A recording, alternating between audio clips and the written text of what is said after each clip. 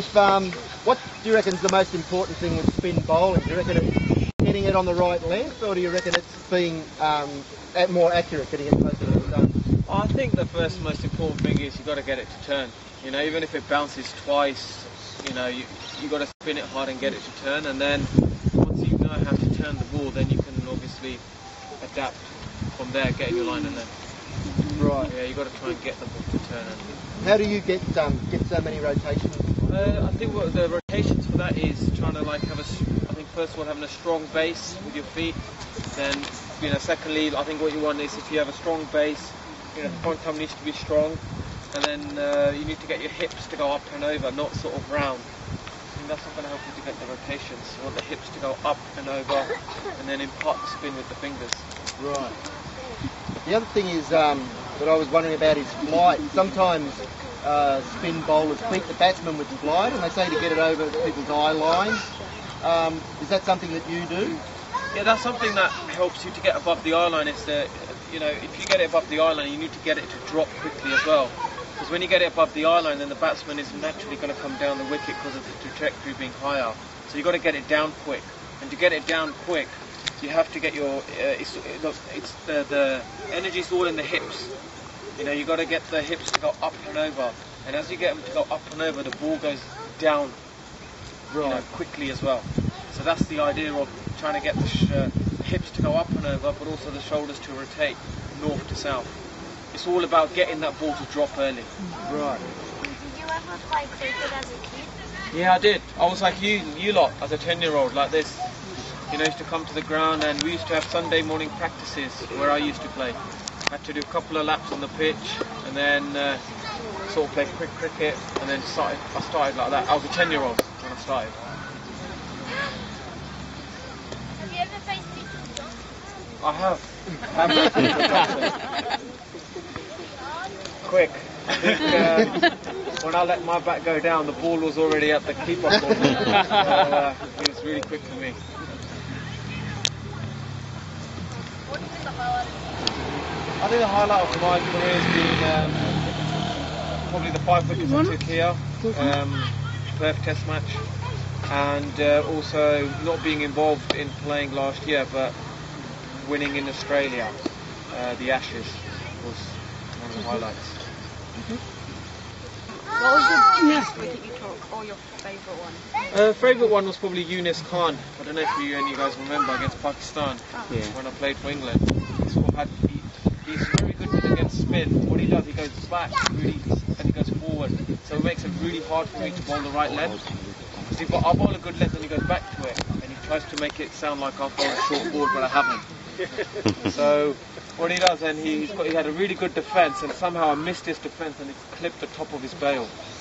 And I quite kind of went running off the point, you know, jumping up and down like I do. So I enjoyed that wicket. That's a question. Yeah. Left-handed? Yeah. And your hands is bigger than the Whoa!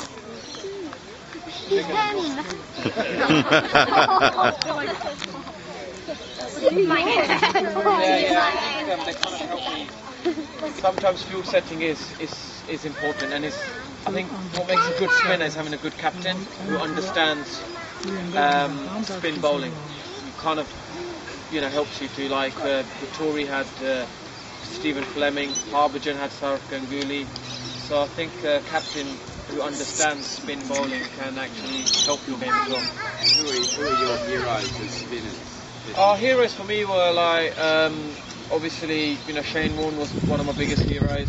Anil Kumble as well, just for his, you know, he wasn't maybe as talented as Shane Warne, but his champion spirit that he had, and that determination of you know, keep fighting with the limited ability that he had, because all he was a quick leggy, but he was a you know, match-winning spinner. Have you ever had to play pace yourself? I used to be a fast bowler when I was younger. I wanted to be like Wazir Makram, and then I realised at 15 I wasn't bowling very quick. And then I did, you know, changed to spin, and then from there got wickets and I stuck to it. Did you ever verse Shane Warne? What's that, buddy? Did you ever verse Shane Warne? Yeah, I have faced Shane Warne. I faced him at Perth Hit him for 4, he got angry. And then he bowled a googly, and I shouted out googly halfway. So, and next ball he went like this, like that, with his hand. Because he knew I shouted it out and he bowled the leggy. So, he was trying to deceive me. How important is the relationship of a spinner with the wicketkeeper? I think that's an important relationship because he can actually see the flight of the ball while you feel it and you think, oh, it feels like I'm bowling it high. But he actually knows if you're bowling it high or not. And he can actually, you know, speak to you and tell you what's the right pace for the wicket, what is this batsman looking to do. Because sometimes, you know, a batsman plays 2 defensive shots and suddenly he's eyeing up, you know, somewhere over there or somewhere over there because he feels under pressure. And the keeper can, if you've got some signals going on, he can say something, you know, like, keep going, mate, you know, watch out for this one, or say, you know, it gives you the signal. And then you know that he's actually looking to come hard at you and you can bowl slightly different, maybe a flatter trajectory or toss it up a bit. Do you give a signal to the keeper if you're going to bowl something different that he needs to be aware of? Yeah, I normally do give a signal. I'm walking back to my mark and I'm here, and then I, you know, a couple of times here, and then what I do is I flick it once and then I flick it twice, and he knows I'm going to be bowling a quicker one. Right, okay. Because we have some trouble with some of our spinners with that. They'll just bowl the quicker one. Wicketkeeper doesn't know. It's gone. Yeah, it's already gone through the leg. Yeah. Now it's good to maybe have a signal, tell him, like a subtle signal, or just if you're naturally just doing this. When I come to bowl, what I do, I naturally pause at the crease, hold my hands here, and then I go from when I'm bowling a quicker one or a slower one, I'll go there and I'll go 1, you know, and 2, and then he'll know I'm actually going to bowl it quicker now. Right. But it's subtle because the batsman's thinking, oh, he's just trying to get the ball in his hand, he's just trying to get some revs on it. So, you don't want the batsman to work out what you're doing. Do you get confused sometimes and do the wrong signal? Yeah, I've done this, and then the keeper's already standing a yard back, and I've got a slower one. Try and stay consistent if you can. How many wickets have you got, like, the most? The most in a match? Yeah, test match. Test match, 6 wickets I got against New Zealand, which was second innings. Yeah, but in the whole match against West Indies, got 10 wickets in a match. Yeah. Did you target a particular batsman and you have an idea about how you're going to be? Yeah, I think when you play against certain players, you know how they play. So you know, like if I'm playing against Gilchrist, I'm going to definitely have 3 men out straight away because he's a big hitter, right? Someone like Hayden, 3 men out straight away. You know, the big hitters, you don't even take that risk.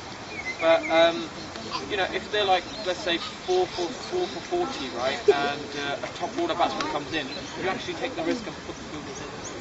For certain batsmen, you know, depending on whatever situation, these guys can actually smash the ball out of the ground.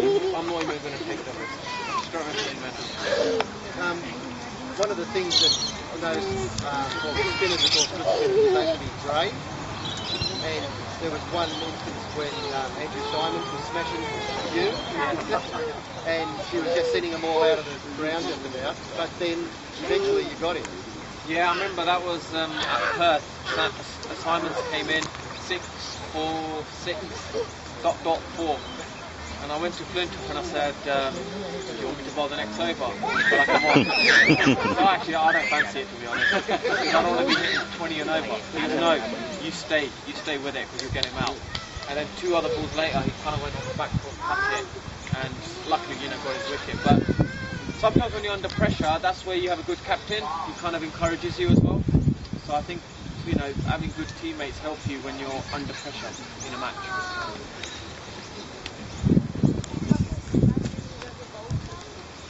Sachin Tendulkar?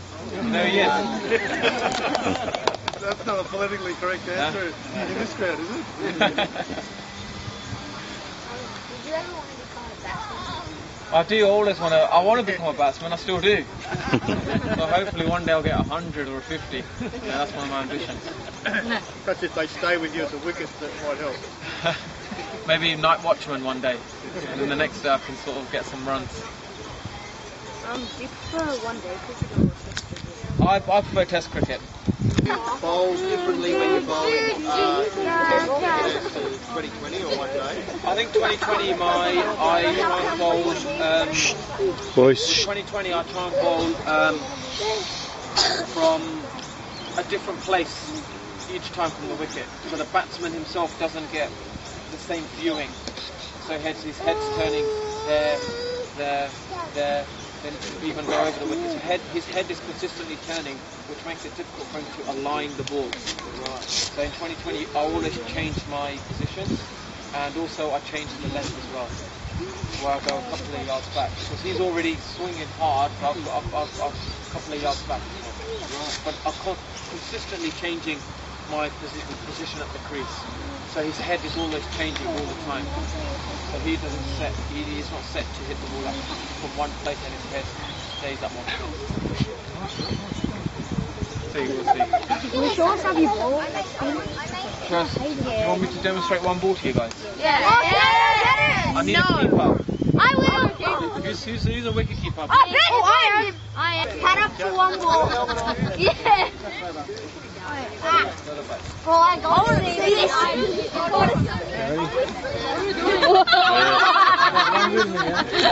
Oh no. I'm with the keeper.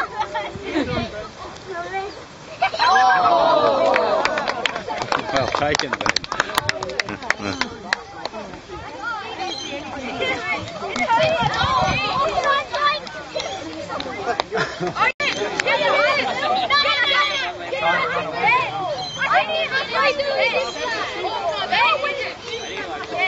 Okay.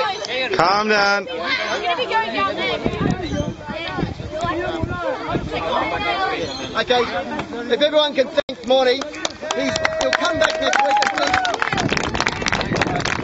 Thanks to all you guys for waiting.